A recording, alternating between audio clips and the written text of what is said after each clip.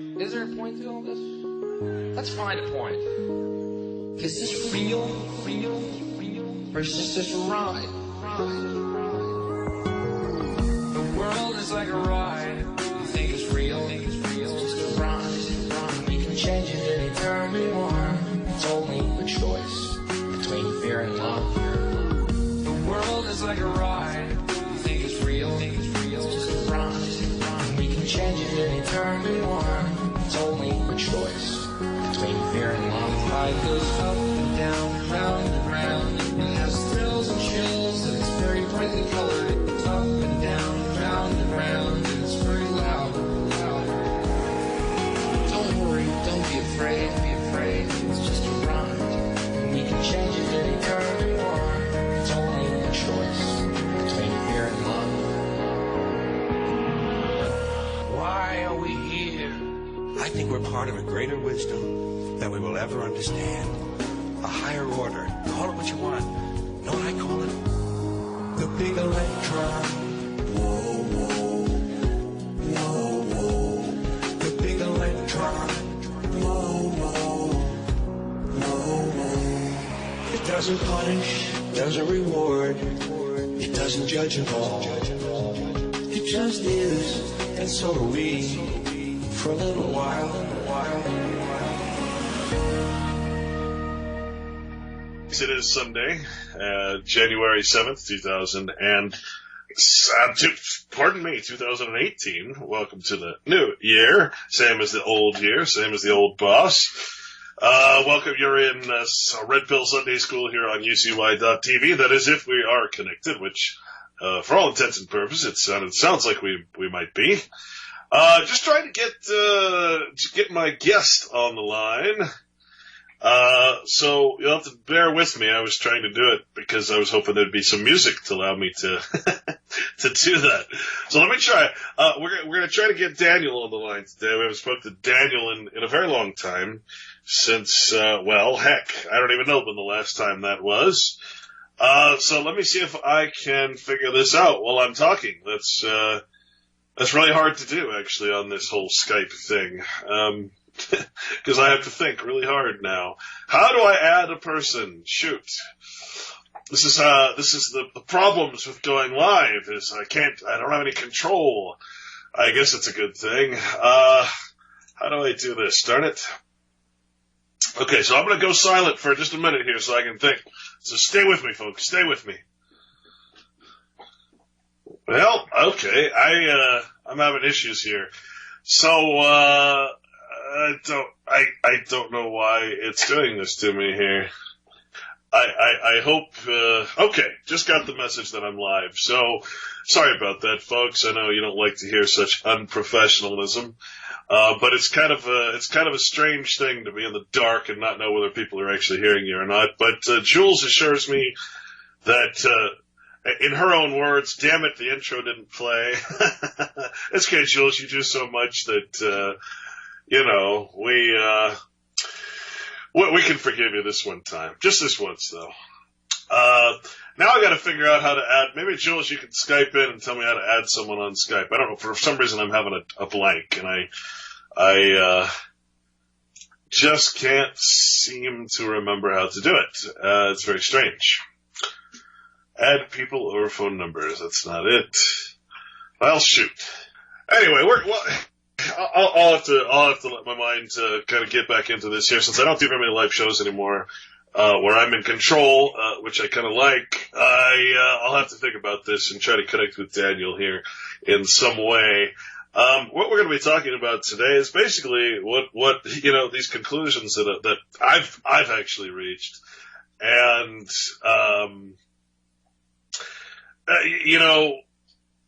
we were going to open up the show talking about the difference between, and the problem with this stuff is, remember, we're talking about fiction. We're talking about fiction, and when you're talking about fiction, you really got to, I'm trying to type and talk at the same time. My apologies, 3-5. You really have to remember, when we're talking about Bugs Bunny, right? We can't talk about Bugs Bunny in a logical way. You can't talk about fiction in a logical way. You always have to remember you're talking about something that isn't real. It doesn't actually exist in any tangible substance, right? It's just the form of something that's created by man. And when something's created by man like that, the difference between that which is self-evident truth of nature, you can't look at it logically. You can't treat fiction with logic. This is the problem that so many people have out there. When you're talking about money, when you're talking about government, when you're talking about all these different things, stop trying to apply logic to it, folks. It doesn't work. Okay, logic is something that you use to deduce the lie. Once you get to the truth, you don't need it anymore. But to get there, you gotta use the logic, you gotta use the trivia. But you see, you can't really look at these things in a logical way. You have to say, okay, what's the intent of the creator? What's the intent of he who is trying to get something over on me? What's the intent of the master over the slave? What is the intent of the employer over the employee, the principal over its agent, or the trustee over the trustor over its trustee? What is the intent? What is the purpose of that connection, that contract? That's what you have to look at. That's the only way you're going to ever figure things out. And so one of the questions I always asked, and it was one of the things that Daniel had actually brought up a long time ago, that, Daniel, do we have you on there? All right. Hello? Daniel, okay. Sorry, my friend, I was having some technical difficulties, more like a big brain fart. I couldn't remember how to connect someone else on the darn Skype. So it's been so long since I've done a live show like this that I just forgot. My apologies to everyone listening and to you. So how you doing, my friend? I'm doing good. It's been a while. Yeah, well, I wanted to open the show. We're going to talk about what you're going to be doing here in a minute, but I wanted to open the show with this notion. It's something that you brought up a long time ago that always stuck with me, and that's the difference between suicide and execution, both being legal terms. What's so interesting to me is why it's illegal to commit suicide, and yet execution is actually a legal cause of death. And again, I was just saying that you can't think of these things with any kind of logic. This is why you have to learn this language, because, like, to give the same example, Bugs Bunny, we can't look at Bugs Bunny and we can't say, well, why does Bugs Bunny like to eat carrots? Right. Is he really eating a carrot, or is that just some fictional thing that he's got that looks like a carrot, but it's not? Right? There's form without substance. And so you can't use logic in these things. You have to go in and actually figure out the intent of the creator of these concepts. Right? So I found these really strange, after talking to you and showing that legal execution, which means end of contract. Execution of contract means the life of the contract is now terminated. I found these really interesting maxims of law that you don't really. It's so strange to read them because first one in the Latin it says it is a greater crime to kill oneself than another. How is it a greater crime to kill oneself than another? Why would that be a greater crime, right? Then you read, those things which are properly transacted in our court ought to be committed to a due execution. Wait a minute. Everything in court should be executed?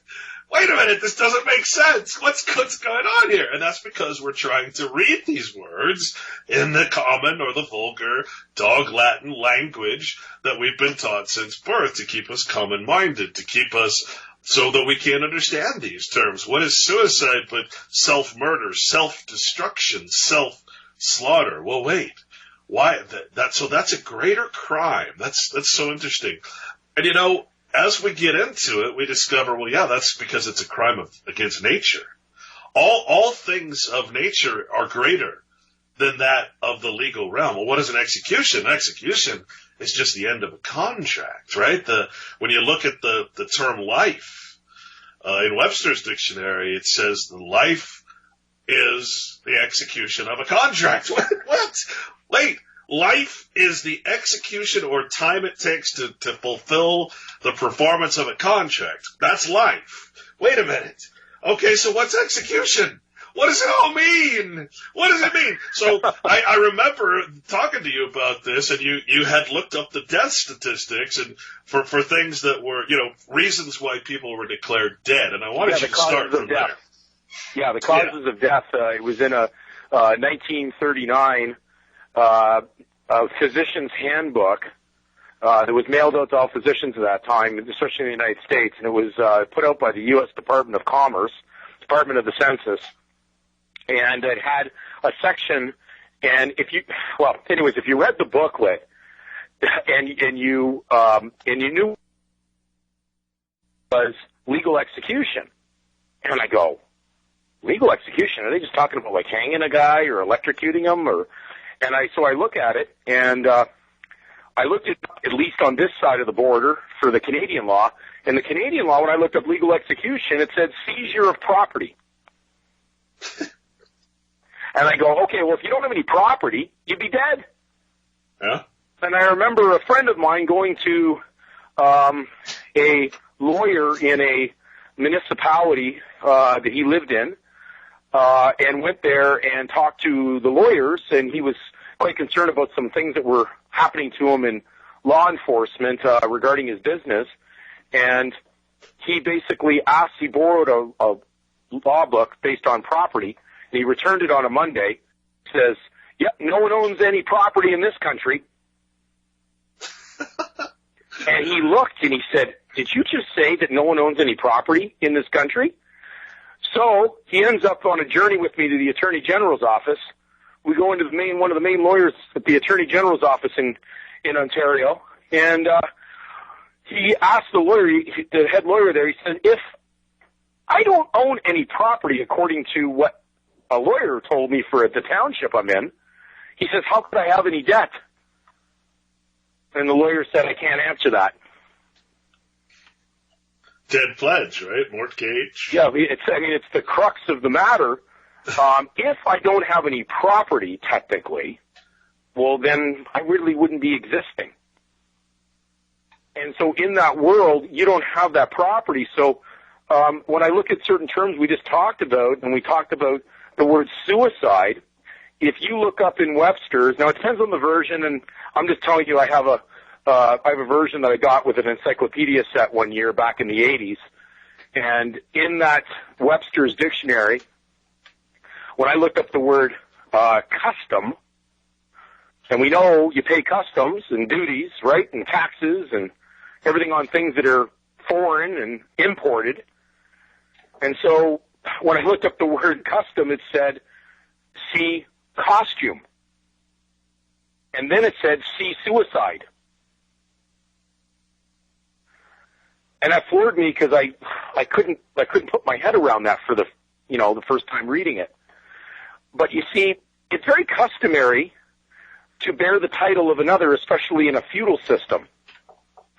To bear the title of a lord, and it's not your name, and it isn't your property. So it wouldn't matter how many times I do something with it. Every time I use it or execute it, it's alienating it from me anyways. It's not mine. So if it's not me and I'm impersonating it, that would be like being an imposter, and that is the root word for imposition, which is the root of the meaning of taxation, which says it's an imposition. It's something imposed. Well, if something's imposed, imposition and imposter is fraud. So basically, I take people into the warning in James chapter 5 out of the good book that's in the courts, and it says that the wealthy hold back the hired hand by fraud. It says they're never paid. Well, how can you pay someone in a title that's not theirs anyways? If it's not theirs, of course the guy controlling the property that's been seized that's not yours, he's going to be able to collect on it.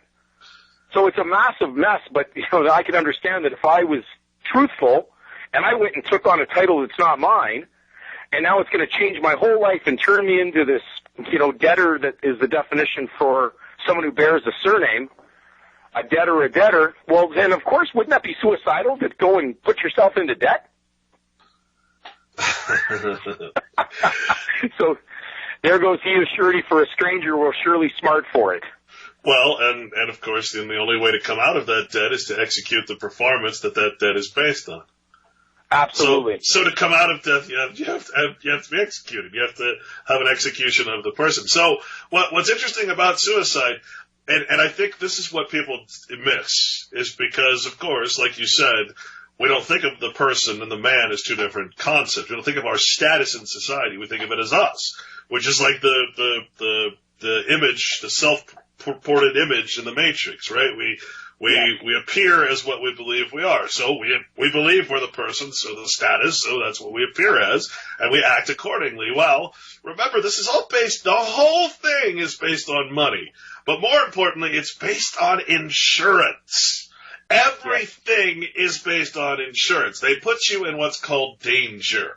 You look up danger, it means the jurisdiction of the state, right? That is danger, because if you're not in danger, then there's no reason for insurance. This all goes back to the maritime law of being in danger because you're on the international seas and you're bearing your flag, your arms of the United States or whatever country for your protections, and so that the other country knows you're wanting to trade in international arms, that kind of thing. And it all has to do with insurance. Everything has to do with insurance and reinsurance, being a bet against the insurance. So I ensure that your ship won't sink. And then I say, well, in reinsurance, I'm going to say it is going to sink. So I'm betting against my bet, right? We see that in the stock market all the time. Here's what it says about suicide in Bouvier's 1856. The act of malicious self-murder. Self-murder. You don't ever hear murder being called self-murder, do you? Because when they say murder, it's always of the person. You're murdering property of government. They don't care about the man. Malicious self-murder? In other words, you have to have a intent. And why? Why do you have to have intent? Well, it has been decided in England that where a man's life was insured and the policy contained a proviso that every policy affected by a person on his or her own life should be void if such person commits suicide or die by dueling or the hands of justice, the terms of the condition included all acts of voluntary self-destruction. Voluntary self-destruction. Whether the insured at the time such act was committed, etc., was not a moral responsible agent. So there you go. It's saying, if you're the agent, if you're a moral responsible agent and you commit suicide, hey, we're not going to pay these insurance policies. This is all based on freaking insurance. The insurance of that commercial vessel that you're acting in. And I find that to be disgusting. I don't know. It's something you can't even we're on someone else's ship. Basically, what's happening is you're in someone else's vessel. You're taking on the title of another. That was the definition in Black's on Dummy. One who holds legal title for another. Right. And another in law means a stranger, a foreigner. So if that name is foreign to me in reality, well, welcome to the word legal. Because legal is foreign to truth. It works on the supposition of a lie that someone consents to carry. Welcome to the liars. We have a whole society full of guys who swore an oath to that bar. They went from truth into fiction. Well, they went into a different realm, essentially. Yes. And so they're not going to give that up because it's been a prosperous, more than not, journey for most of the people that are in the legal part of it because it controls every aspect of every movement. And therefore, it's an economic tracker. Which we talked about the other day when I basically was telling you about that Cambridge Yale, and I think you may have got that email from me that carried that PDF that we put together on that study done on the legal identities, and then basically it was dealing with the whole subject of the family surname, the permanent family surname, and it went into how much they've tried to impose this, especially in areas where people never had one. So I really call the insurance more like in surnamens. because that would be more accurate. So, you can't do anything. You see, anything that's not legal is automatically illegal, but we've been taught illegal is bad. But you see, you were illegal before you became legal. They legalized you to use something that's not yours under permission to break the law by license, so you can pay for an infringement trespass. That's like saying ill Satan. Well, how do you have bad Satan? Yeah. So, right? So illegal? How do you have bad legal? Yeah. So illegal is actually not a bad thing, but in the context of the way most people see the word illegal, it is illegal, of course, to use something that doesn't belong to you, okay, and even in that world, without paying the fee or the fine or consent or following all the rules that go with it. But if I don't have it, I would have to be illegal to begin with because I'm playing in legal. So I'm being legalized because that's going into economics right off the top, because legalization has really got to do with economics. Well, you're being it's being published, essentially, is what it really means. Yeah, it's the same thing on anything that goes on out there. Okay, you can have a dog, but in the legal, you need to have a tag on the dog, but the dog wouldn't have a tag. Okay, but because you're dealing with, at least on this side, if we want to look at it, the British Empire colonialism, which has to do with the colony, where you get yourself into the crap. The whole thing was, if you didn't have permission while you were playing in that perversion of law. It's a perversion of law. It's not real. It's a perversion of what you think is law.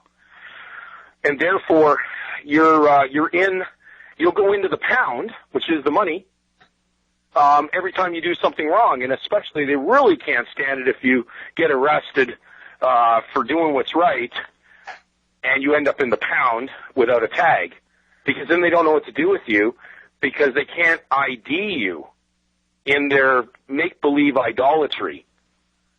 So they've got a whole system that's all based on it. They weigh you up in pounds, and when you're born, and then they weigh you up at the end. And I'm sure there's a huge mathematical equation going on, and there's a reason why that coroner does that. They weigh you at birth, and they weigh you at the end. Well, so let's talk about the root word here, sui. Yeah. Right? To be sui juris is to be one who has all the rights to which a free man is entitled. A freeman is not necessarily a good word. Like I said, it's like being a rat in a cage, essentially. Yeah, exactly. We're all freemen of the city means you're in the jurisdiction of the city. It's not a good word because, remember, it's legal, which means it's the opposite of good. One who is not under the power of another as a slave, a minor, and the like. Now, again, don't be confused. Being not under the power of another just means the immediate power. That just means that you're not under the absolute power. You have quote-unquote freedom, franchise to make your own way in the slave colony is basically what it means. To make a valid contract, a person must in general be sui juris, right? Everyone of full age is presumed to be sui juris. So all of us out here, all as citizens, are presumed to be, and what that really means is that we have not the knowledge. We don't know the law. We don't know, but we have the ability. We have the capability. There's another word I'm missing. It's a good word. Something that means you can be filled, but you're not necessarily filled, right? You can have the law. You can know it. Doesn't necessarily mean you do, right? So that's the sui juris. And most of us sit out here and we have the capacity to know the law, but we don't. And we make all these mistakes because of this. We don't know the language, so we can't know the law. It's that simple. So what is it, if you're sui juris, okay, well then, what does it mean to suicide? You're killing that self that has, it's a reference to the man, but they never say the man. It's a reference to the man who has his mental faculties and is able to be self-governing, but chooses not to, is the best way that I can put it. We can self-govern, we can follow the Bible, we can even be private citizens under private law, but we choose not to because we choose to be free men and get the benefits and protections and safeties and securities that will ultimately destroy us. And therefore we are sui juris. And so suicide is basically the killing of the self, right? The malicious malcontent of the self, which is that sui, that word sui. It's a hard word to put into context. No, it's very difficult. I can understand when people listening in on us are probably sometimes having a hard time getting their head around it, and I kind of watch when I'm and I know you go through the same thing when you're explaining something. It can be almost like a deer in the headlights look, because once you've been imprinted to think in a certain pattern, and that's where the concern is. But we've used words our entire life. We never knew what most of them meant. They're very powerful. Words is everything. We do everything by word. And then we write those words down, and then we sign to those words, and then we go, why is this happening to me?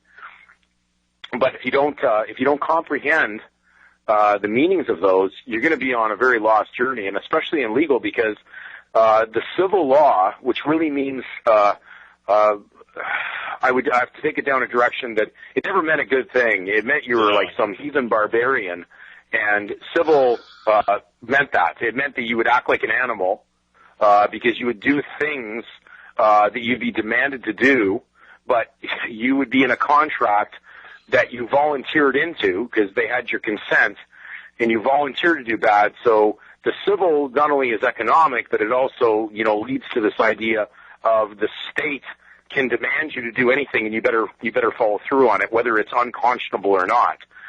So the whole thing is unconscionable because in reality, we're operating in a complete lie by consent, and that's where the danger comes in. So this having legal rights is a big problem. We're executing the lie. That is the execution of the contract. That literally, we are executing the lie. And that comes with a debt, because truth in itself is foreign to fiction, and fiction's foreign to truth.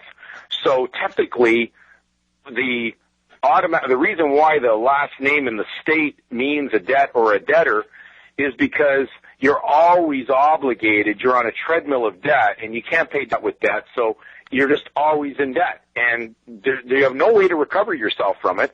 You have no hope.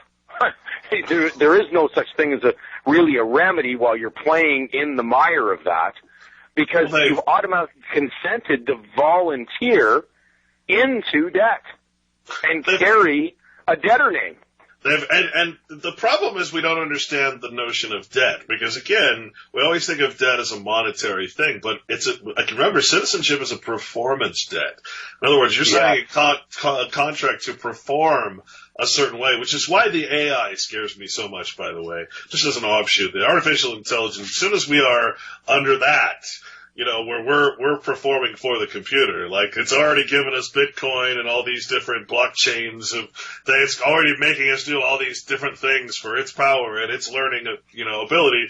Once we go down that road, it's going to be very scary. But the point, is, so they've got all their bases covered, because the master is the maxim of law is that the master is liable for the injuries done by his servant. So if I have slaves, if I have voluntary subjects such as us, if I'm the United States, if I'm the corporation that Congress created to hold all of its slaves, voluntary slaves, its subjects, and I have to make it so that, hey, all the things that my subjects do, if I'm liable for them, well then how am I going to possibly stay afloat as a corporation, stay always ahead in the red? And that's where insurance comes in, right? If the master is liable for any injury done by his servant, well, why do you think they have insurance? Anything you do then will be insured. So government's going to win whether you harm somebody or you don't, or you're harmed. It's going to win no matter what, because of course it's the creator and beneficiary of all insurance policies, ultimately, because remember, we have no property, so any money we have is ultimately government's, right? Remember, and this goes back that's exactly right. Yeah, it goes back to the notion that man will ultimately be governed by God or by tyrants. That's Benjamin Franklin. Freedom is not a gift bestowed upon us by other men, but a right that belongs to us by the laws of God and nature. That's Benjamin Franklin. Every step we take towards making the state our caretaker of our lives, by that much we move toward making the state our master. Dwight D. Eisenhower said that. So, folks, you've got presidents of the freaking whole corporation, the whole United States, telling you you're either going to be governed by God, the Bible, the laws of nature, or you're going to be governed by men, by the state, by this corporate structure that they create. And as you said in the beginning, Daniel, this is what people have missed. Was the great revelation to me when I was writing this book. These nations, which means literally to be born in or to be a goyim in the nation, they're not territory, they're not land, they're not of the terra, they're a status, they're fake, they're not real. We're in a territory or a jurisdiction, we're not in the territory. And so in other words, we're on a monopoly board. We're in a feudal system and we don't even know it. We're in a contractually created feudal system. The names, the words have changed, but the truth is that we're all stuck in a feudal system. Why? Because man will ultimately be governed by God or by tyrants. If we don't have the knowledge of this language and these things that we're talking about, then we will be ruled by these tyrants. The very tyrant that made these damn quotes. Absolutely. There's so many warnings throughout that whole book that people say by coincidences in the courts. We'll talk about the word coincidence in a second, but coincide. I think side is in there too, right? On coincide. But the interesting thing about the message that goes out through that, the book of Proverbs gives major warnings. Do not put your trust in nobles or the princes of men. When you become a United States citizen, surprisingly. Okay, now this would be, probably extremely shocking, like a polar plunge right now. I guess I was in Boston. I think it'd be a polar plunge into ice-cold water of truth, to realize that when you become an American, which in Oxford's dictionary, which was there before Webster's, with 22 volumes of words, and how you use those words to show the meaning, it defined the term American and even the term Italian as a Gentile terminology. Gentile. So it was Gentile, and that meant you were of the nations that did not know the true God. That's what it meant. You were of an uncovenanted nation that doesn't know who your creator is, and therefore you're going to be part of this tyranny that we're talking about because we've now consented to do or be under something that's not right. So you've consented to fraud. You're in a contract that literally causes you to perform against the laws of God and nature. You're in a fraud. You are part of the tyranny, whether you like it or not, whether you admit to it or not. And John Adams, another president, from the works of John Adams, 1851, he said our Constitution was made only for a moral and religious people. It is wholly inadequate to the government of any other. Okay, here's your president, again, one of those fathered figures. Our Constitution was made only for a moral and religious people. That tells you right there, you must be self-governing in order to even have a piece or protection from that document, which again only protects your negative rights, which means it protects your right to be self-governing. Right? It doesn't protect you if you're governed, if you're part of the tyranny, if you're a subject of the United States. The Constitution does nothing for you because you're not moral. You're acting in fraud, and this doesn't go through to people. I don't know why. Well, and another thing too is I think because there's a very very strong probably indication of people in the United States who are very pro that the United States is a Christian country. Which would be a completely oxymoron considering we just said that the term American means you're a Gentile, which means you're a pagan. So I don't like taking on those kind of, that in on label, but I'm just leaving it that. And when you swear an allegiance into the United States, the oath is that you must completely renounce any and all allegiance to a foreign prince. Well, If they're Christian, Jesus Christ was considered to be a Prince of Peace. So therefore, to be an American, you'd have to renounce him to begin with. And now there's all these Christians saying, man, our rights are being violated. I'm going, give me a break. Are you that lost? Yeah, well, so there again.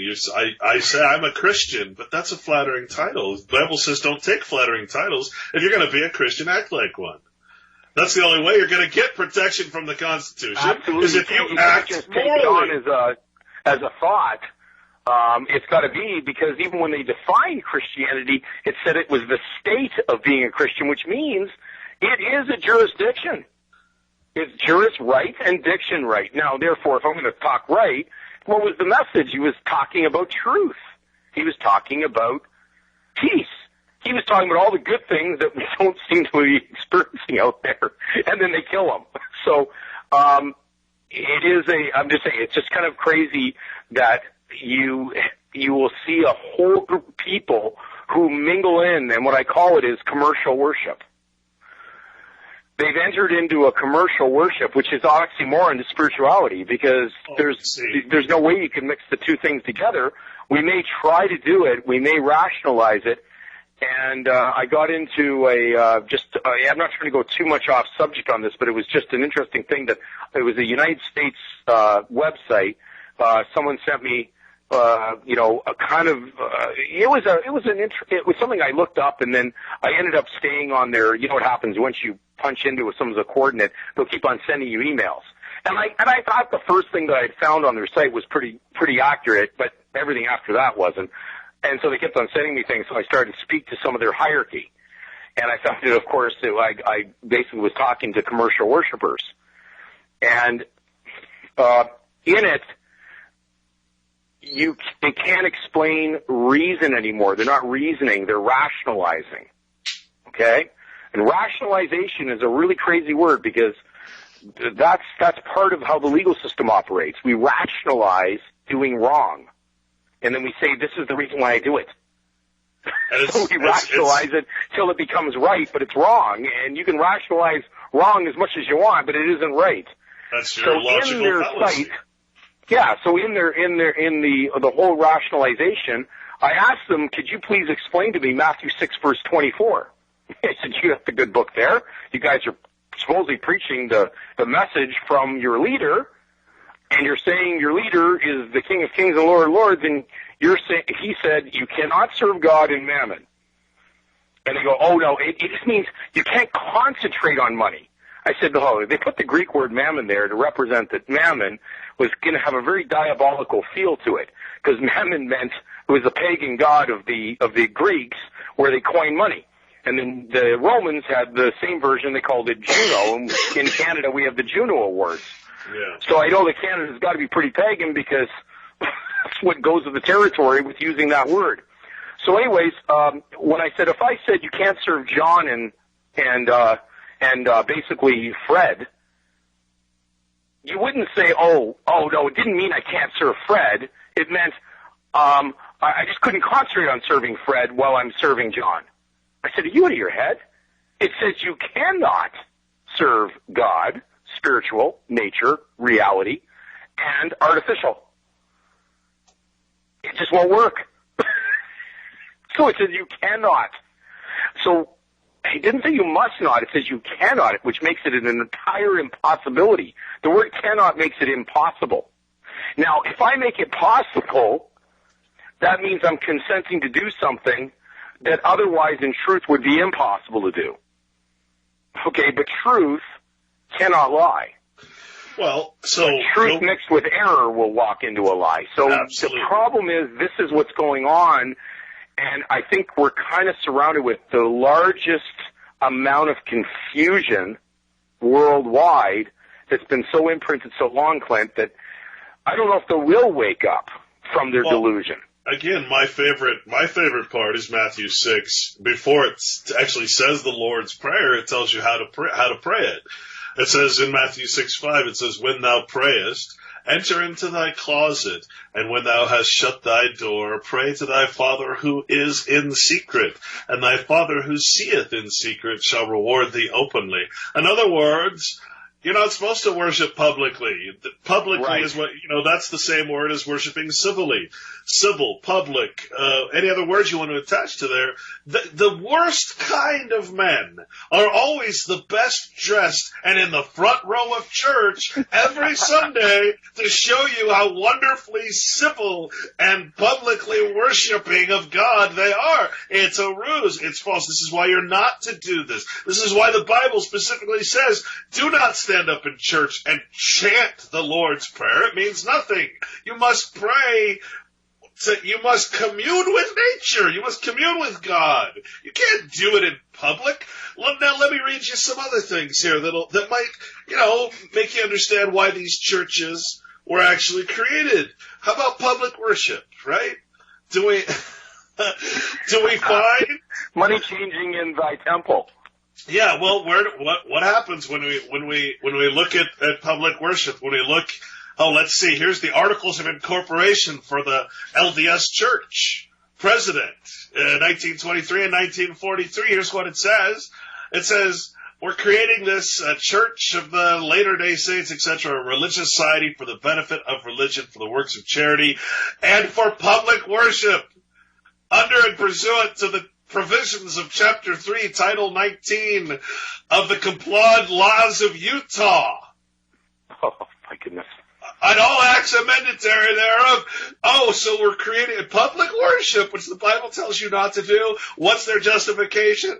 Well, if we don't follow the laws of Utah, which are the laws of the United States, they'll come in and shut us down. So God, i.e. the president of the Mormon Church, has a revelation, and suddenly blacks are welcomed into the church. They don't no longer have the mark of Cain. They're now welcomed into the priesthood, etc., etc., etc. It's false. It's public worship, the very thing you're not supposed to do. But let's not stop there. Who else does public worship? Catholic Press.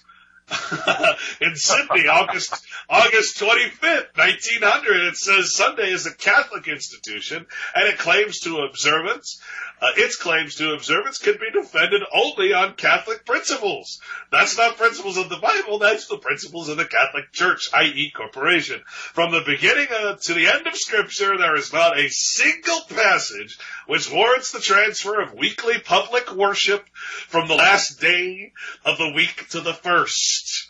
Public worship. Public worship. Sunday is not founded on Scripture, but on tradition. And it is a distinctly Catholic institution. That's right out of the Catholic record in 1893. It's pretty heavy for most people to come to a realization that what they've been caught in, and they feel duped, so they'd rather, what I found more now when I'm speaking to especially those that are actually administrating these organizations, I said, well, if you are saying you're a follower of something, it's pretty straightforward. So if I'm Canadian, then I'm the property of Canada. If I'm American, I'm the property of America. I'm not my own. I'm something else now. If I'm a member of the Boy Scouts, then I'm a Boy Scout member. So it's pretty simple. Now, if these guys are claiming that they're Christians, I said, well, if you're a Christian, well, then you're the property of Christ. Then I said, you can't be the property of another. But I'm an American. You're in the public, you're not private. I'm an American Christian.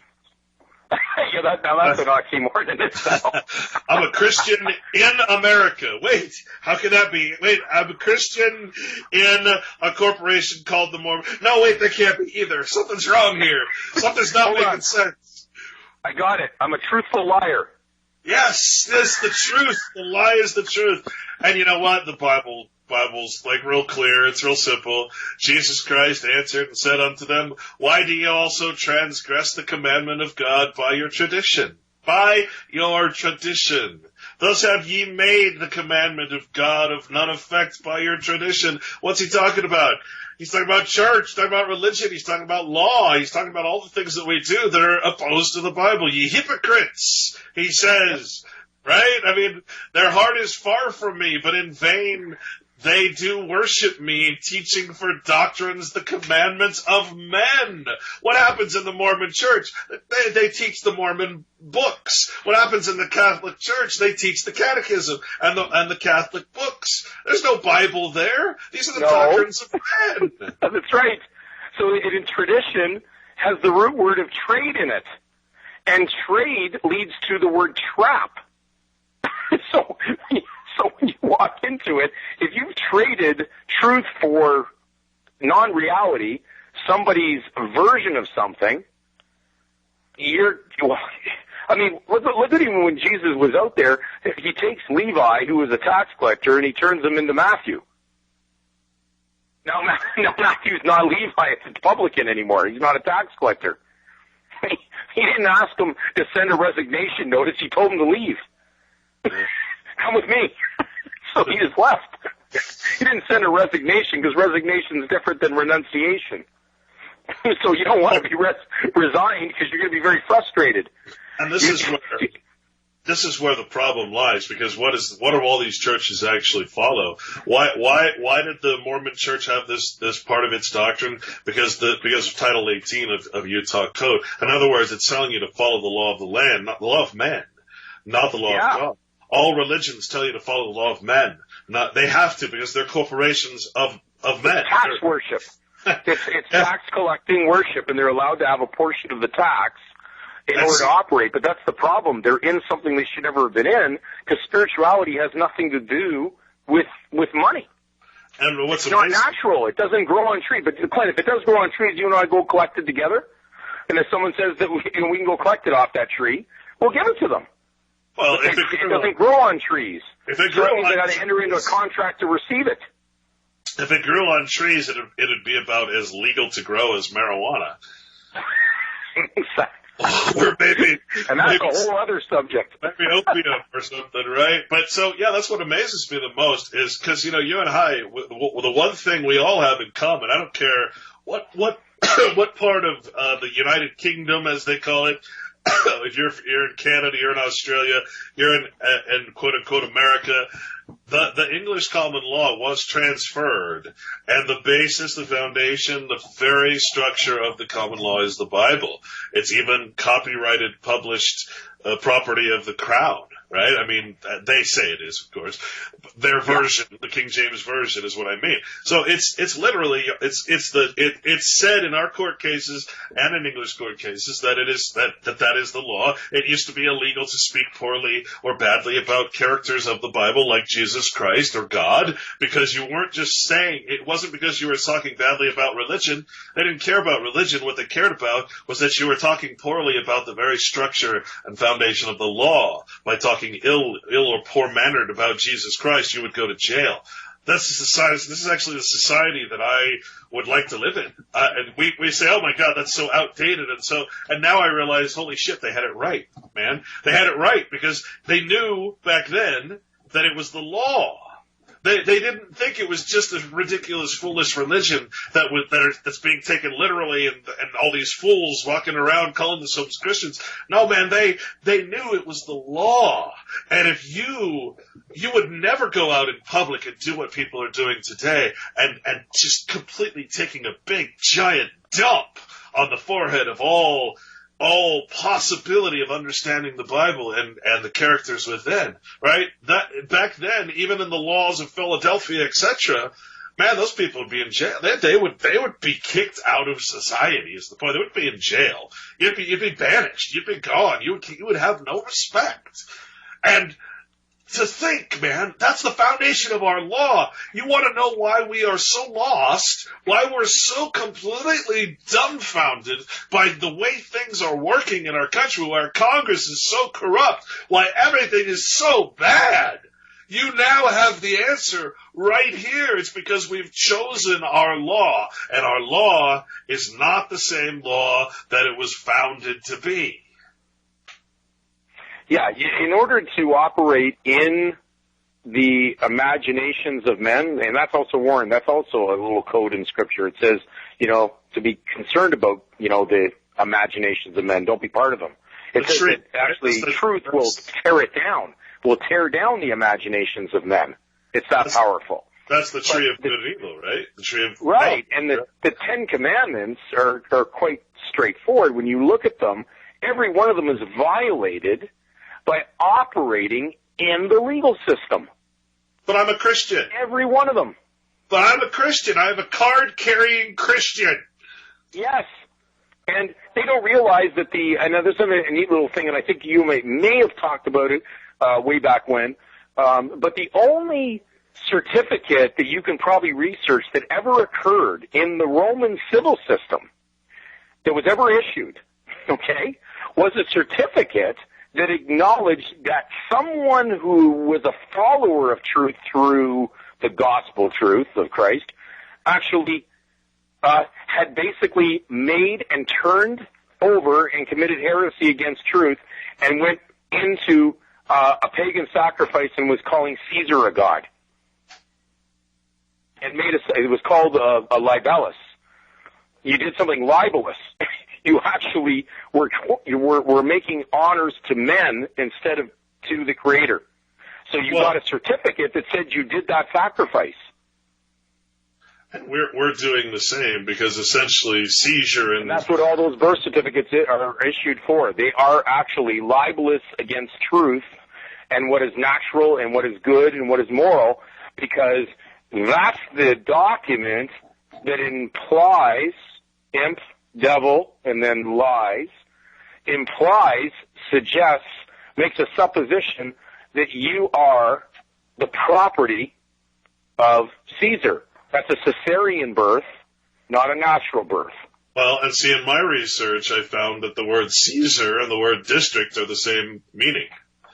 So we have a district of Columbia, New Columbia, right? So we're all basically, we need to render back to Caesar what is Caesar's. We need to render back to the District of Columbia, the United States, i.e., where the seat of government is, the creator of all births, of all legal entities, right? The holding company. We need to render back to that version of Caesar. What is Caesar's? We're all seized. We're in distress and distraint, which is the meaning of district, under for us anyway, here in America, quote unquote. We're not Americans. We're under Caesar. That's not America. America is the land. We're in a nationality which has nothing to do with the land. And this is our problem. We don't know this. We don't realize this. We've all been stuck under this system that is completely opposed to the foundation of law, which is the Bible. And right now, a lot of people are doing exactly what I said they shouldn't. They're trying to apply logic and reason. They don't want to believe all this. They don't want to believe that they can't call themselves a Christian unless they're truly acting the part. That by being a citizen of any nation, that they are not the people. They're not the bloodlines that created this. It's that you don't have any land, you don't have any property. See, nobody wants to come down from the romanticism and the ease that it causes to believe that we're something we're not.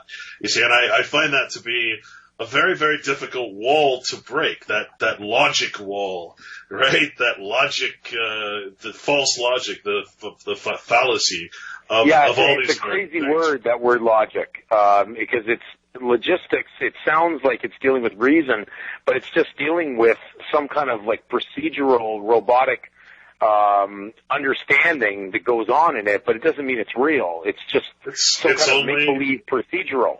It's only as good as your grammar, and your grammar is only good as your language skills, your understanding of language. Every book that you read, you better know the intention of the author. Is he writing it in the common language, the legal language, the king's language, the higher language? Is he writing it is it translated from a foreign language? Do you even know a foreign language? Right? Do you know?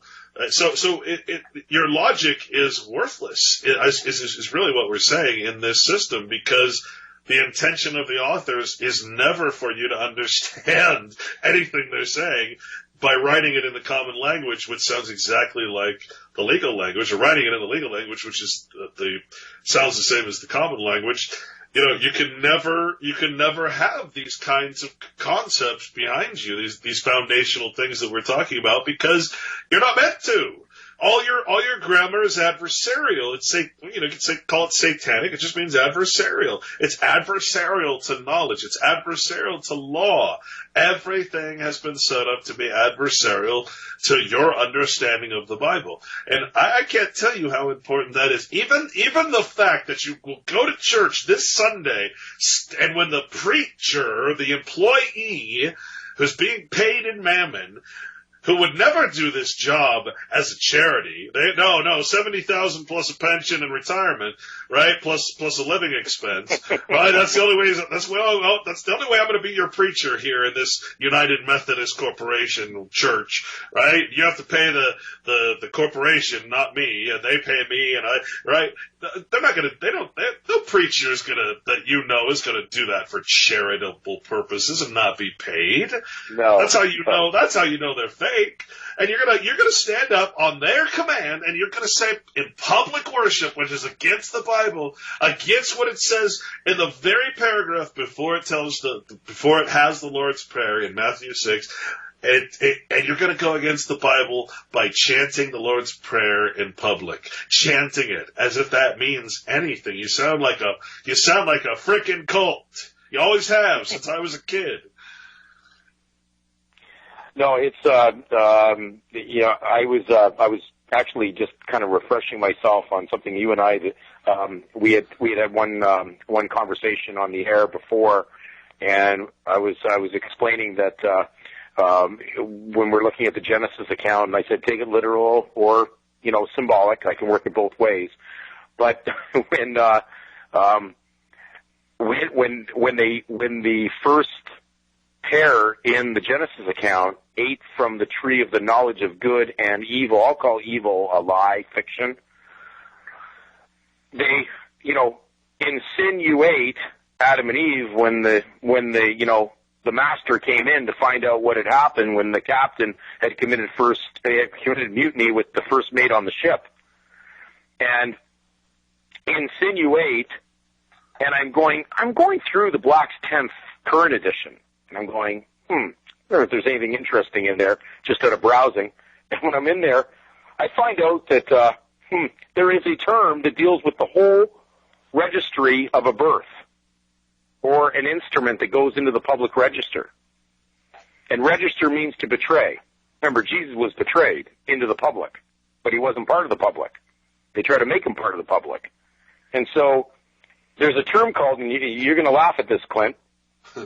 It's in the 10th edition. It's been in probably previous editions. I don't know how I never saw it. But it's called insinuar.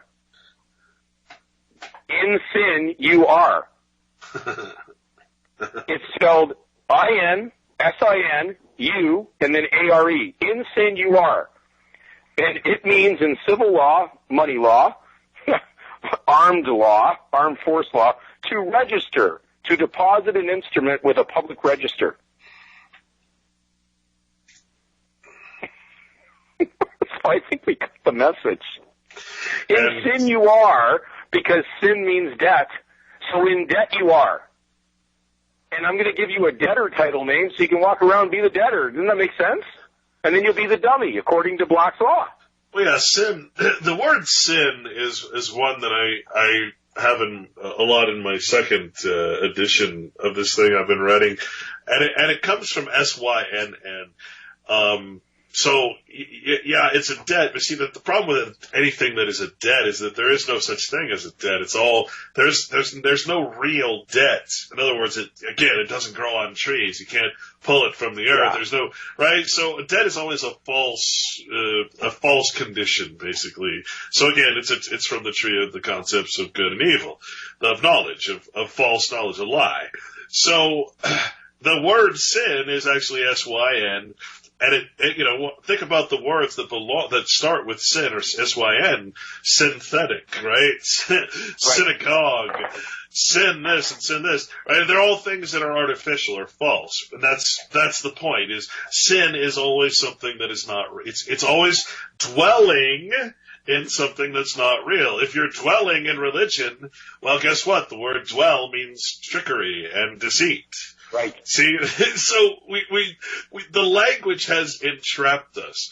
Oh, yes, where's your dwelling? My dwelling is at 10427 this street in, Highland, Montana. Oh, okay. That's your dwelling, huh? That's where you've been tricked into believing you exist as a fictional entity? That's your dwelling? That's your dwelling? post address. Where are you address? Where are you a Christian? Oh, I'm a Christian at this federal address for this corporation calling itself a church. That's where I dwell as a Christian. Oh, really?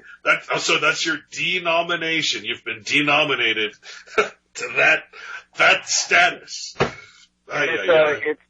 What's happened too is because there's, when they're reading Paul's words, and a lot of these, I hate to tell you, these 501c3 registered religions in the United States, what they're doing is they've entered something spiritual, or something that's supposed to be spiritual, very pure, which is opposite to secular. It's the opposite word to secular. And then they've entered into secular, and they say, no, that's the way it's supposed to be. And we need that. And that's the way it's going to operate. Well, that's all they've ever known. That's what they've been told, and someone keeps on telling them, and you'll always find a lawyer operating these churches. And when you realize that even the word church comes from the word kirk, which has nothing to do with an actual real temple or a spiritual place, it's representing actually some kind of like heathen Roman circus-like meaning. So it has nothing to do with what they think, but they use it, and they follow a false direction on it, and you cannot get them out of that because they've already mixed and merged two things that don't belong together and mingled them, and now the confusion begins because that is confusion. When you take something that's truthful and something that's in error and you mix it together, even though it may look like you merged it, it's still error. It's not truth anymore. And that's why Pontius even said to Jesus, what is truth? Well, why would Pontius say that? Why would he say what is truth? Because the Romans were professional liars. Romance means to lie. That's what it means. Romance in its 1755 Samuel Johnson dictionary means to lie. It's a fiction. It's not truthful. So they told stories of love and war. So you have to have a love name on one side and a war name on the other side of the name. And you merge the two together, and now you have stories of love and war. And so that's how the system operates. And then you've got you've got these organizations that are denominations. You said they're economic denominations. They've come up with labels. Like, which one would you believe? Is it going to be the Methodists, the United Church? Is it going to be Catholics? Is it going to be Baptists? And they're all believing they've got it. And I go, you guys are the most divided I've ever seen. If I wanted the most confusion, I'd be going to the legal denominations. Yeah, it's crazy, man. So wait a minute. Well, what does the word kirk mean again? It comes from the word almost like a Roman circus. So it's like an entertainment. It's not real. It's got nothing to do with where the Greek word ecclesia came from, which was just to congregate together people that are spiritual. It had nothing to do with a man-made building, and that's why when Christ was speaking, he said, God does not reside in any man-made temple. Right.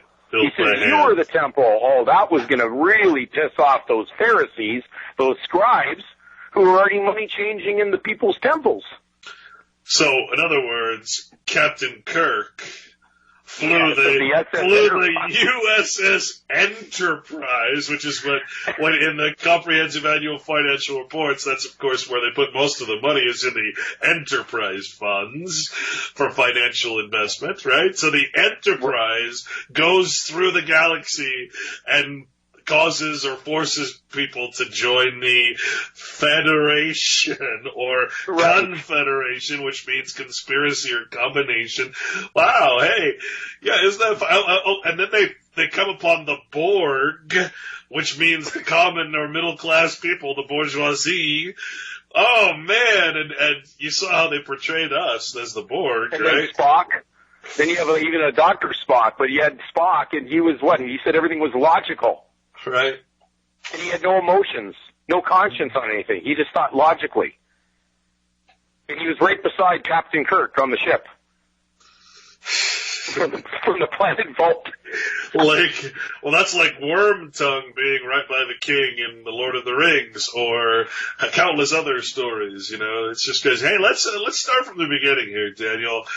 Okay. Hi, Daniel. Welcome to the show. So glad you could join me. Folks, I'd like to introduce you to Daniel. He's up in the Toronto area in an undisclosed location with lots of acreage and beautiful land. He has done some wonderful things, and he's been on my show, which was on RBN quite a bit in 2014 and 2015. Yes, it's now 2018. Holy crap.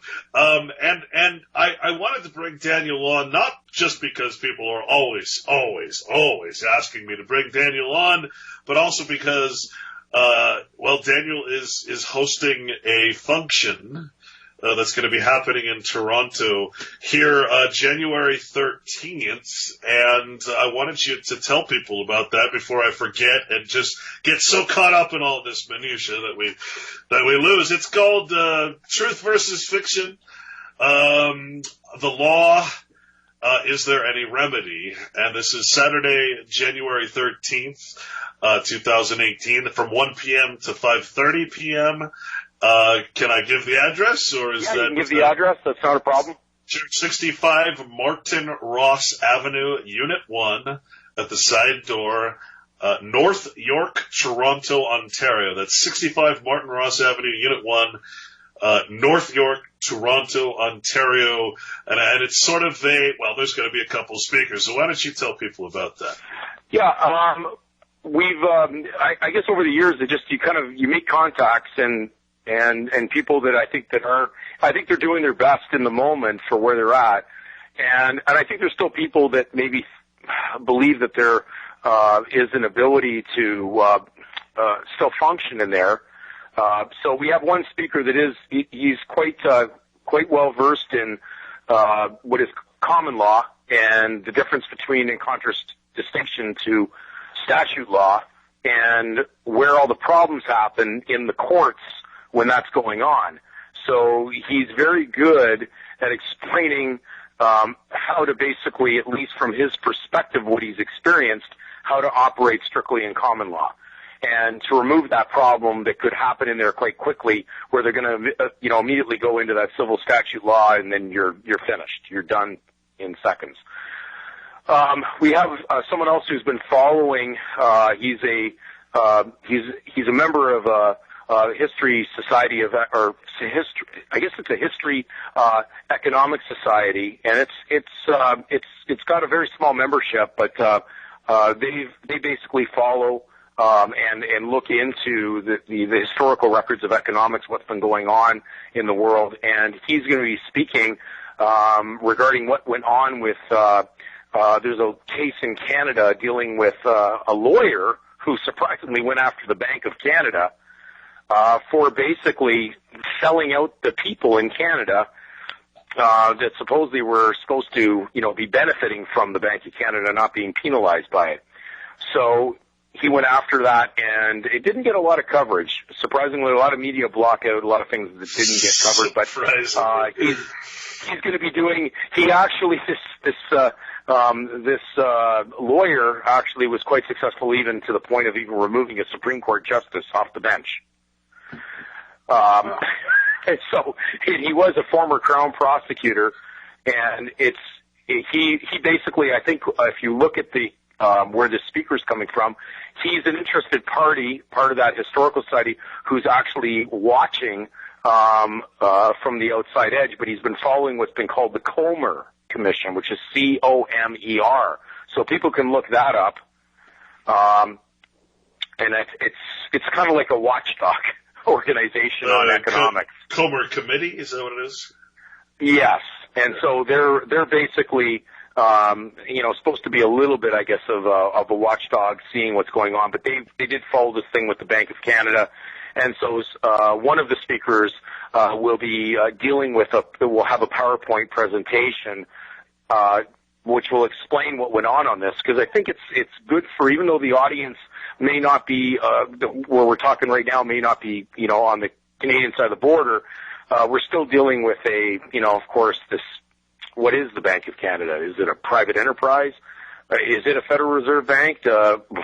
Why is it doing what it's doing? And it appears that someone, surprisingly from the legal side, decided to give a little bit of trouble to that and started to investigate in that it basically didn't follow what it was supposed to be doing. So, anyways, it'll be a very, I think, a very good coverage to give people an update on that. And two of the speakers actually are quite familiar with it. That the main speaker that'll be dealing with that has been watching it from I guess I'd say an educated viewpoint from what is supposed to govern these banks. Well, so wait. Are you trying to tell me that there's a government agency out there that is not following its charter? I believe so. No, come on. I believe so. Do not put your trust in nobles or the princes. Oh, yeah. So it's kind of sad, but I think that what's kind of the direction of that, even though I myself, if I had to say would I spend time on that, I would go no, because I'm not fooled. I wouldn't even look for goodness in such a scene, because I know that when there's power, there's corruption. And when you give someone that power and then you start dealing with money, well, then there's people on the take. And as long as people are on the take on the money, how do you trust it? How do you trust how do you trust basically a judge when you know someone could pay him off? How do you trust a police officer who could be paid not to show up to court because he's going to get paid overly well for not showing up on something that could remove someone's driver's license? And so, I mean, and Canada has got a terrible, vision of this. I don't know what happens in the States, but we have all these retired officers now opening up franchises of, in the past I used to give you a ticket. Now I'm an expert on how to get you off that ticket. And I'm going, hold on a second here.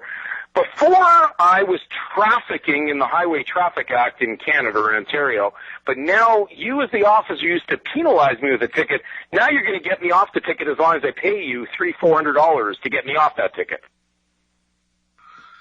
So same thing as. And I'm going, there's something that's not right with that. Well, they're just drunk driving. They're just getting into they're becoming middle management is all. Before they were just revenue collection, but now they're collecting for themselves. Yeah, so I mean, now the new retirement fund for most of the officers, of course. I mean, and all I can say is that this whole thing. I mean, we look at the word traffic. It's commercial traffic. It's trafficking in something that we don't really have right to. So the whole thing on everything we've been talking about for years on the air before in Corporation Nation and then up to date is it's trafficking in this legal economic title that we don't own, and of course we're going to get penalized for it. How could we ever find relief or any remedy in reality? How can we find a reality or a remedy in a lie? Well, truth will set you free, not a lie.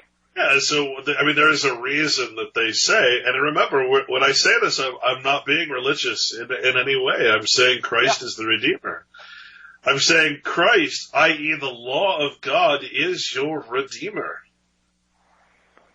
Yeah. That's the only redemption you're ever going to find. There's no remedy in mammon. There's no remedy in fiction. I just, if people could just grasp that, take the religious aspect out of it and just say, look, what does that mean that Christ is the Redeemer? Well, Christ is the personification, literally, whether you believe he existed or not. He literally is the example you're supposed to follow the law of God. You're not to worship Christ as God. He's sitting there praying to God, praying to his Father, completely helpless in front of his Father, which is Jehovah, God. So you can't pray to Christ as God like the church tells you to. No, you're supposed to follow Christ. And it says we're all to become sons of God, not big S, but little s. That's what the Bible tells us, right? So we're all supposed to become, i.e. Christ-like. That's what the return of Christ means, folks. The return of Christ is when the law of God comes back into our hearts, the law of nature, as they call it.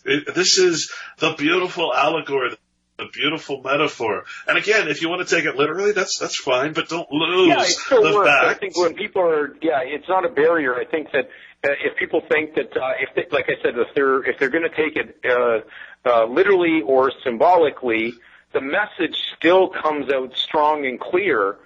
So if you're in, it was a noted terminology that at the time of Caesar, these Caesars, if you were the property of Caesar, you were called Caesarians.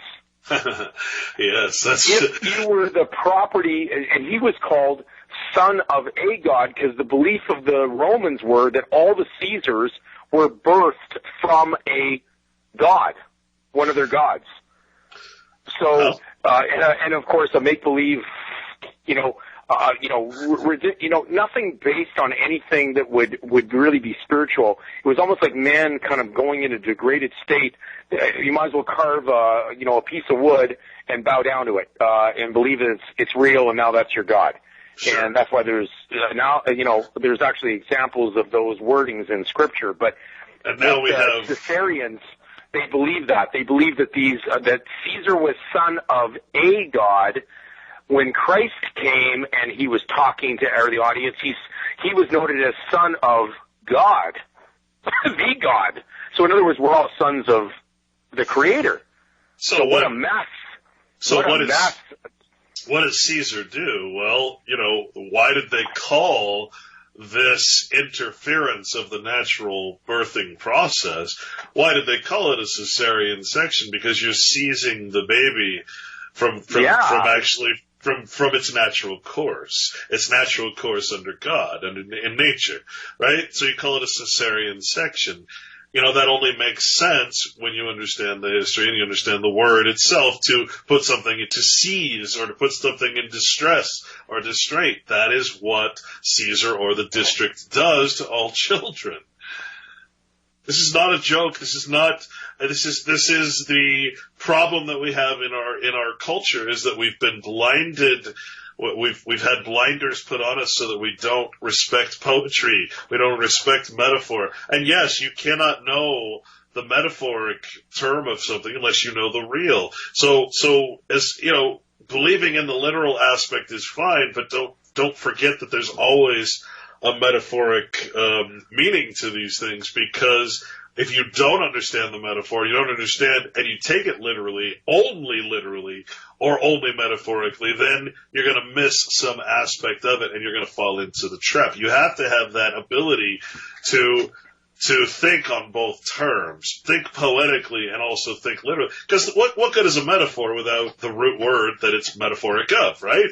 If I say the church was built on this rock, do I really believe that it's a rock? No, the people are the church. The people are the rock, right? You have to understand both to know the metaphor. You must understand the literal, but you cannot let the literal get in your way of understanding the message, which is almost always the metaphor. In fact, Daniel, at this point, when I look at all of history and all of the teachings that I've ever looked at, the only ones I can really learn from are the poetic ones, the metaphors, the stories that have been passed down from generation to generation, because they're not trying to tell you facts. They're trying to tell you allegories, trying to tell you moral stories. They're not telling you that this happened and therefore this must exist. They're telling you, the great wolf jumped over the moon in order to save this, and it's a ridiculous story, and we remember ridiculous things, and it's a story told to express a moral truth, a law, if you will. And that is what I am finding, is when you uncover the metaphor, you find the literal, or you uncover the literal and you find the metaphor, that when you put those two together, and you understand so intimately what it's trying to say, you understand that there is no true history. No, there is no history. I cannot point to you to any book right now and say that is history. I can't prove history. No one can prove history. If I tell you the story of my life, I'm going to admit certain embarrassing moments. I am going to not tell you a lot of shit that I did as a kid, and I don't want you to know. There's a lot of history that it will never be known, it cannot be known, and it cannot be told, because history is always from the eyes of the victor, it's never real. But we can take these beautiful stories, these beautiful metaphors and allegories, and we can learn so much from them if we allow ourselves to come out of the public, out of the civil, out of the form without substance, right? We must overcome this language barrier so that we can understand both sides, the literal and the metaphoric, because one is useless without the other. Exactly. I think it's hard for people to grasp sometimes, because when they're right in it and they're functioning in it, they don't know anything else. And then if I'm talking that there's another side, staying in the wrong is never going to correct the error. If I'm in the error, I got to get out of the error. So, and the whole message that was even in the New Testament was dealing with error. It said those that live in error. It talked about what would happen to these that actually followed that or lived in error. What's going to be very good about the conference, and we decided, okay, just so we got the audience there listening, the ones that will tap in on it, the conference will deal with basically this error that people have not seen, and the fact that what we're going to explain in that conference, or what's going to be explained there, is something probably most people have never heard before and have never been able to see the proof of it or the evidence of it. What'll be very unique on this conference that'll be recorded. We were trying to live stream it. I talked with you about that, and we kind of realized unless we're going to be interactive with the live streaming, it's probably more beneficial just to upload it 2 hours later. So we'll most likely upload the recording 2 hours later to make it simpler. So for the time being, we did say that people were going to be able to tap in live streaming. We were going to attempt that, but we think it's probably going to be a lot simpler just to have it recorded. And then basically people have access to it. But what will be in that recording, the knowledge is the gold, not gold. Wisdom is gold. Yeah. Truth is gold. Fiction is worthless. It has no substance at all. It's just make-believe. And if you get caught in the make-believe, they will try to make you believe by armed force, because now you're in a contract with lots of labor contractions and labor pains. And you've been induced into labor, but once you become that, the only way you're going to actually set yourself free is based on truth. There is only freedom in truth. There is no freedom in a lie. So when you look at the definitions, and you and I have spoken about this before, which will be dealt with in the conference, here's a very simple thing. I take it out of the Canadian Law Dictionary. I'm sure it's found in other law dictionaries or other, what we call, dictionaries we could use that would at least somewhat describe how a legal system operates. But in the definition of deceive in the Canadian Law Dictionary, it defines it as to induce someone to believe that something which is false is true. In the definition of legal fiction, which is what we operate when we place a legal surname on someone to be a member, to tag them as an economic unit, as a participant in the state, to be property of the state, it defines legal fiction as the assumption of the law that something which is false is true. Well, that's the same thing as to deceive. Assumption makes an ass out of you and me, huh? To assume. Right. But they need the consent, because you can't go into the court, because there's also the wording that consent removes mistake. So you can't say it's a mistake if you're consenting to be the mistake. So stop calling it fraud, people, because it's not fraud if you're benefiting from it. Exactly. And so that's kind of where we're going to be, I think, clarifying simplicity. We're going to go very, very, very factual and very simplistic on it. And they can look and research for themselves. If there's anything that I say in there that is not able to be validated somewhere, well, they can send in a message to us. But I'm not going to be quoting without being able to back it up. So let's. Is there a website for this or just the email? I think at this stage we have I think on that conference notice, which was and I'll say it before we end the show. I just pulled up. Sorry, but I should have had it. We have a site that's it's info. I think it's Christian Remedy and Law info, or it's info at Christian Remedy and Law, and so we just kind of like put together a site that actually is now got some good information on it, or good knowledge. That Cambridge University study on the permanent family surname. And if you give me a chance to read what I read to you earlier, I think the other day, I think that would be a great little, sure.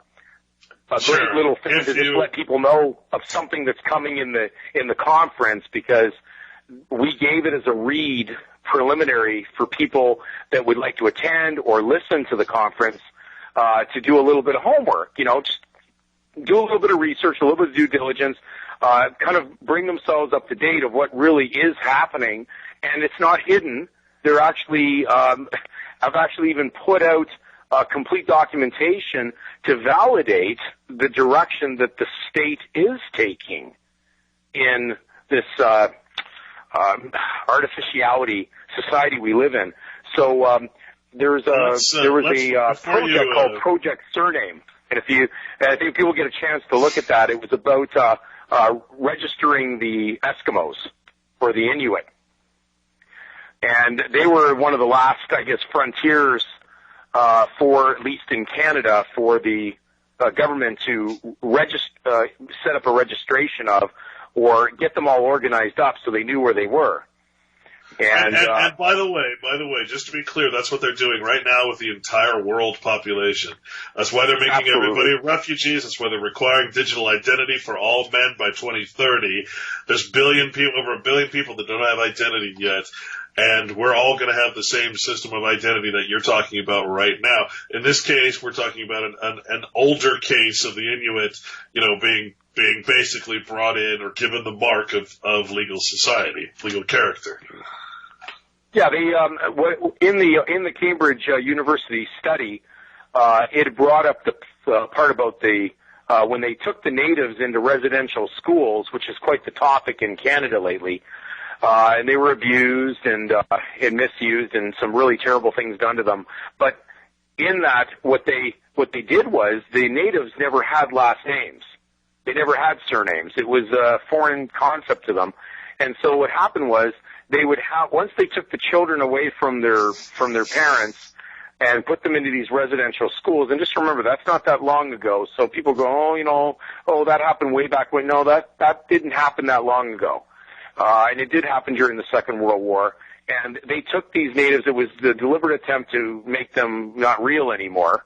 Okay, not native, not natural. And so what they did was they took them into these schools, and the first thing they did was they cut their hair, took all the native dress they had, and then they put them into these wonderful westernized clothing, and then they started to teach them Catholicism, which was 90% of these residential schools were run by Roman Catholics.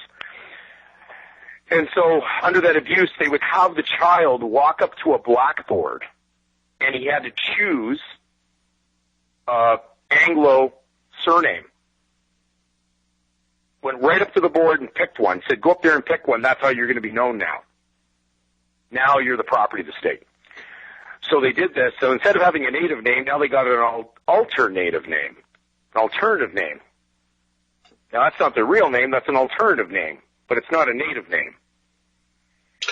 So with the Inuit, it was they were the last ones to get attacked, and there is on the net, you can look up Project Surname, and I'll just read you one little passage out of the Cambridge article.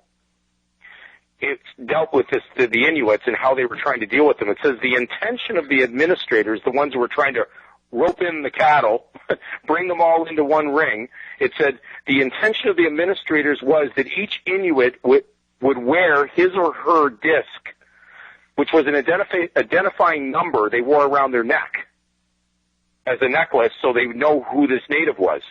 And it says they would wear an identifying disc on a necklace. In fact, they were manufactured with a hole stamped in them for this purpose. Analogies with the military dog tag system were not implicit but quite conscious. The 1935 proposal noted that, and this is the quote of the one that was administrating, my humble suggestion would be that at each registration the child be given an identity disc along the same lines as an Army identity disc and the same insistence that it be on at all times. The novelty of it would appeal to the natives. And further it said, nor is the analogy superficial. The military dog tag, like the hospital identification bracelet, is worn on the body precisely to identify someone who cannot or will not identify himself. It identified the dead or unconscious soldier, well, that's what they are when they become one, or the one whose remains are otherwise unidentifiable. The Inuit disc, like the military dog tags, was invented as a device for outsiders to keep track in the face of mutinous, deaf, or willful resistance of the people or objects so ordered. Not expected to speak for themselves, the fugitive hunting and trapping Inuit were to be branded like migratory birds so as to track their movements. Had the technology of the age permitted, there is little doubt that the officials would have preferred small electronic transmitters and global positioning systems to monitor all movements by satellite. This is the state government. Wait a minute. I don't wear my phone around my neck, but isn't that the same thing? It has the same thing, doesn't it? And because you're considered a threat, they want to monitor the cell. Because you're really in a prison with the name, and in order to be in a compound, you need two names. So they give you a compound name. Well, you need to be the aspect here is that you're mixing reality with fiction. That's the most important part, is that you're putting your first name, your Christian name, your God-given gift name, and you're mixing it with something that is of Satan, which means something that is adversarial to nature or God, right? So you're mixing that which is real with that which is fiction. It's that simple. And if you take all, being a science fiction movie nerd myself, if you take that and you look at some of these movies like The Matrix, when you said identity disc, the first thing I thought of was Tron. Do you remember Tron? For God's sake, you had the users and the computer programs that were in the computerized world were the programs, right? That's why I opened my show when I didn't today. Greetings, programs. I always open my show with that verse, greetings, programs, because that's what the user says to the programs in Tron. I think it's hilarious. Most people probably have no idea what I'm saying when I say it, but it's hilarious. And so you have the users, and then their sort of personas that are in the fictional world, right? You can't access the computer world, the fictional world, without a fictional name or fictional title, an avatar, what do you call them? Whatever you call the name that you use on your Skype or on your this or on your that, your email avatar name. Identity, right? That's your identity disc, right? And then the other thing you said that struck me was the remains. And, I've never thought of what that means. What does it mean? So I'm going to look for the dog tag of a soldier on his remains. Well, that means the remains of what's left after his life has been extinguished, right? His true life. And that's going to tell me what the fiction that was attached, because the fiction no longer exists because the physical body doesn't exist. There's no master for the puppet anymore, right? So we take the tag, and now we have the identity disc, or the identity of which we have gotten from the remains. Well, that's what remains of the true self, right? And you're taking the fiction, the tag from the remains, so you can identify what is of the remains. You can identify the fiction that was attached to it. I mean, you think about this, Daniel, what you just read. This is the most disturbing. If it doesn't affect people like it affects us, I don't know why that is. You can't argue with it. You can't, this is what they did to the Indian people all over the place. Similar stuff. It's disgusting. It's really, really vile. And it is exactly, not ironically, every aspect of it is what the Bible, i.e. the natural law, warns against.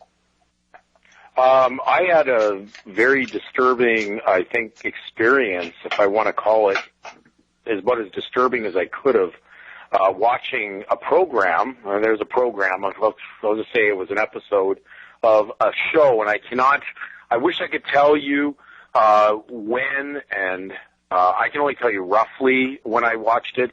It was somewhere, I would say probably somewhere between 2002 to 2005. I happened to be home on a Sunday, and I was watching what they call the Canadian broadcast station, and they were covering a very strange situation that happened during the Second World War, and it was dealing with very much about this Project Surname that started, I think, around 1935, but it kind of got its label, I think, later in the 70s. But the program, or the episode that was on the air, I was very intrigued that they had exposed something. I never saw it again. I don't even know where it is, and probably the archive's gone, maybe you can't even get it now.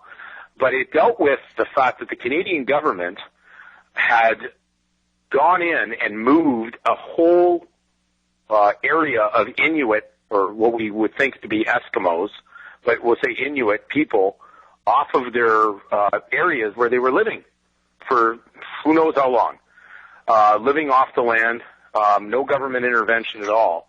And they took them during the Second World War when people weren't even aware of it. It wasn't on the news. And they moved them to an isolated area that was so uninhabitable that they built steel buildings for them, and they had to have icebreakers come in and deliver foods to them, like welfare, in cans, and bring them supplies because there was nothing they could do in this spot they moved them to. For whatever reason, why they moved them off the location, there probably was something going on, who knows, maybe oil exploration or something, but they moved them. And then they found out that these little communities that they had built with steel buildings, everybody was disappearing, and eventually suicide had occurred. These Inuit had basically walked to their death in the elements most of the time, poorly clothed, and they found entire ghost towns, so to speak, of these new settlements that they had established after they moved them from where they used to live. When they went into the manifest of the ships that were bringing in the supplies, one of the interesting things they found on the ship was actually paint thinner. And they realized there was nothing for these Inuit people to paint. The buildings were all steel. They realized they had trained them to inhale paint thinner. So what was happening was they were inhaling it and then walking off in a stupor into the Arctic conditions, and they just died. So entire communities disappeared based on, I guess, being intoxicated on this paint thinner. I suppose you could say that's what they're doing to us. Here's crystal meth, which is just household chemicals. Here's, opiates turned into heroin. Here's Absolutely. this. Absolutely. I mean, they're installing it into the population, and then they go, by the way, we're going to penalize the guys selling it. We'll make a business of the guys that are selling this thing, but we're actually supplying them the very thing that they're selling. Yeah, well, you can call it what it is. It was genocide.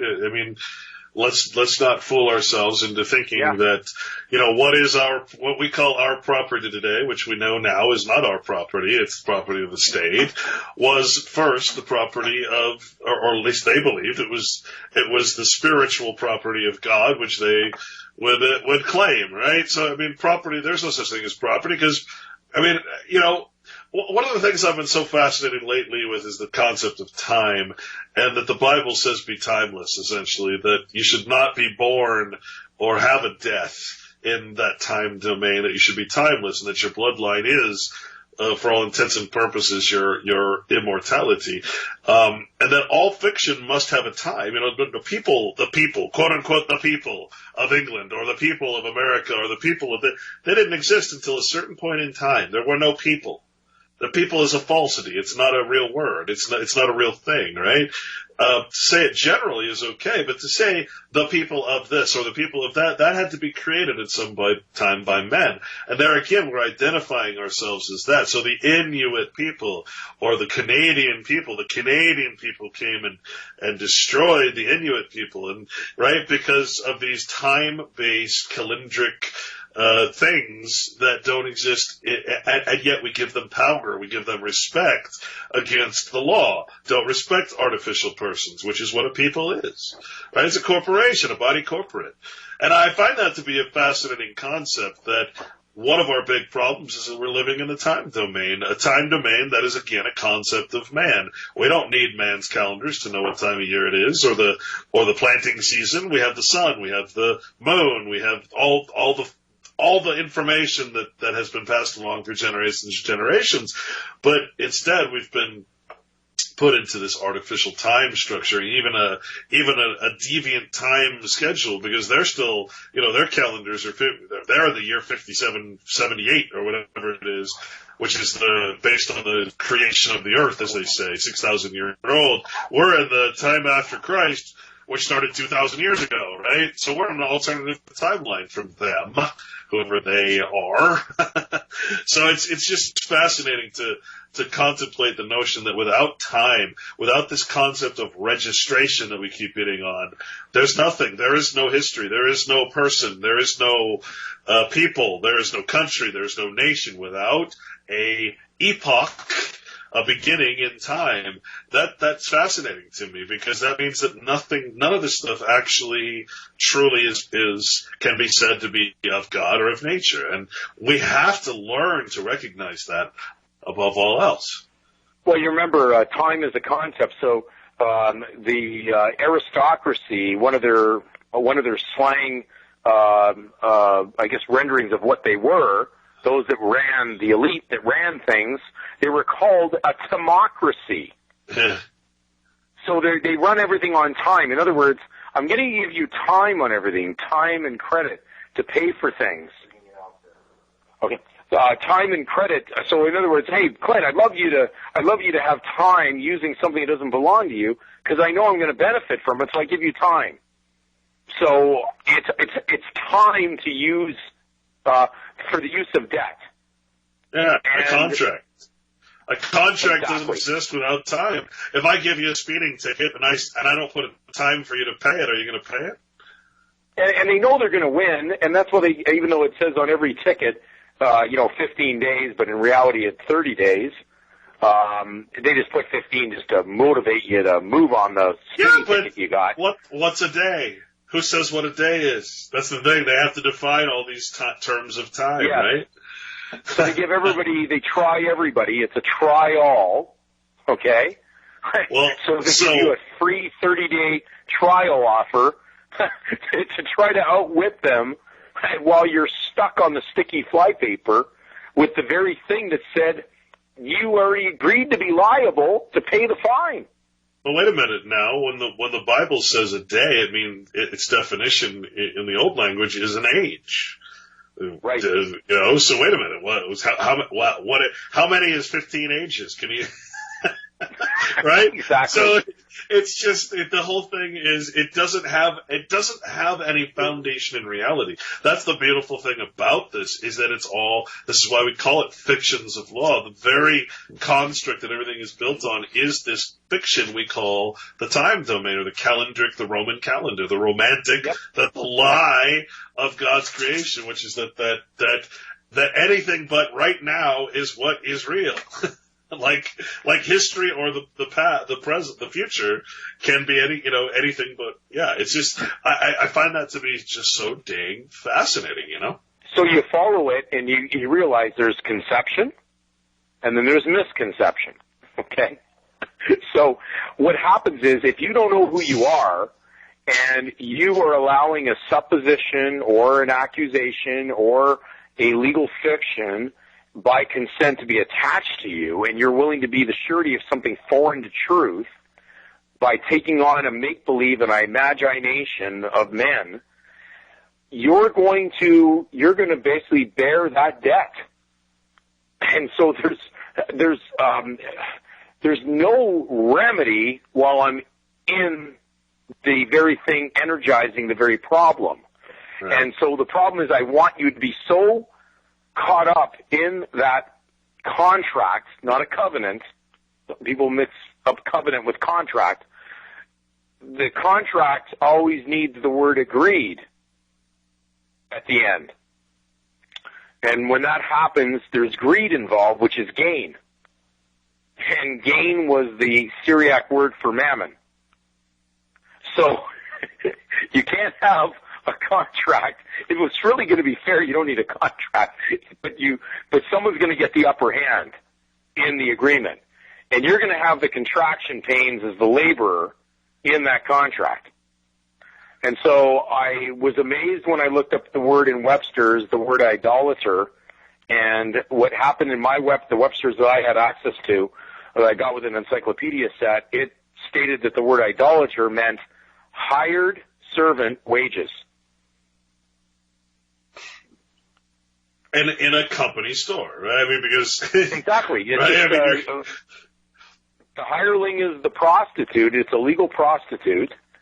And I admit, I mean, it sounds terrible because I know when I had a discussion with someone on this, and he's, just a friend that helps me on numerous, repairs and stuff around the building I'm in, which I wouldn't get into. But anyways, I was just saying, hey man, I'm only sharing what's there. I'm not trying to claim because you're out there contracting, and legally contracting. But I said, that's what it means. And he goes, so you're trying to tell me I'm an idolater? I said, I didn't write the definition. Right. I'm not trying to hurt someone's feelings, but, that is where the problem comes in, because I find the problem is the closer you get to the truth, the harder it is for the average individual, because then they start to get their back up. Yeah, well, and then the defense mode comes up. You are shitting now in my non-reality diluted backyard. I have a chest full of medals that I received from my military quote unquote service, right? And yet I can go and I can see that the word soldier comes from the Roman word for gold, a gold coin, and that it means prostitute. It means mercenary, right? To be a soldier for a standing army like that is to be a mercenary or a prostitute, to prostitute yourself for wages, to kill legally with license by a corporation, basically. So how do you tell that to a soldier who's been brainwashed into thinking that what he does is honorable as he kills, rapes, pillages women and children in other lands? How do you and is paid for that service? Because again, you gotta ask, would you do this charitably? Would a priest preach charitably? Would a soldier charitably? Well, they would if they were in the militia. They would if they were protecting their friends, their families, and their people of the states from these central governments that now they prostitute themselves to and call themselves soldiers. You see, it's not offensive. The truth cannot be offensive. The truth can only be defensive, you see, and so if that offends you, the very definition of the word offends you, then you are living in a lie. And that's hard for people to take, just like you said. Well, I remember someone who's fencing, when we talk that slang word fencing, so of fence, offense, of fence, if I'm fencing something, that's a fencer is someone who steals something or moves something or sells something that's not theirs. That's called a broker. And our whole society works on that idea of brokerage, even though people don't realize they're already broke. If you're already broke, you're broke. Dude, my favorite word is grocer. You know that one, right? Yes. Your friendly neighborhood grocer, which means to get products, mark them up at outrageously, illegally high prices, and then sell them again, which used to be a crime, a felony that puts you in prison. But Exactly. now we have our friendly neighborhood grocery stores, grocery, the grocer who sticks it to us every day, and now with a license from the state. Well, how did we get to this point? You know? Well, when you realize that when you're putting a cover up on something, and I take you back to the Genesis, the first time that Adam and Eve sinned, we take it metaphorically or real. They covered up. They covered up. They put something that wasn't natural on their naked bodies.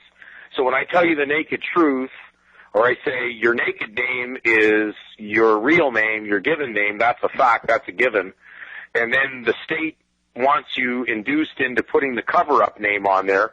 So now you're undercover. You're not real, okay? And now we call that, we call our clothing garb. And then we put garb on, and then we add age, which is opposite to spirituality, which is timeless. When I say something's been made with wood, that's timeless. But when I do something artificial, that's not timeless because it may go out of fashion, right? So basically, man's world of artificial can go out of fashion at any given time. But something that's true and spiritual is timeless. It's infinite. And so we put on garb in the legal world, age. So now we're garbage. And then we look at words that are defined, that were around at 1755 with Samuel Johnson, and he defined a consumer as those who waste and destroy. He basically gave us some indication on where those words meant, but here's the GI original meaning, which is what a soldier is, what we just talked about. And a GI meant government issue.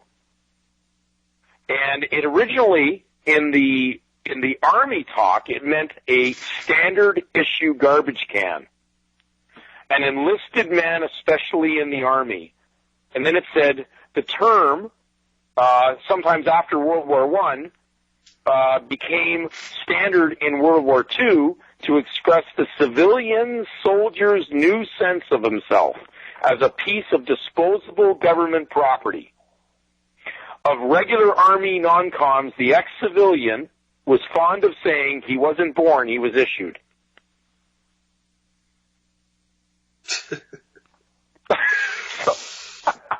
I mean, if I could have made this stuff up, Clint, it'd be different.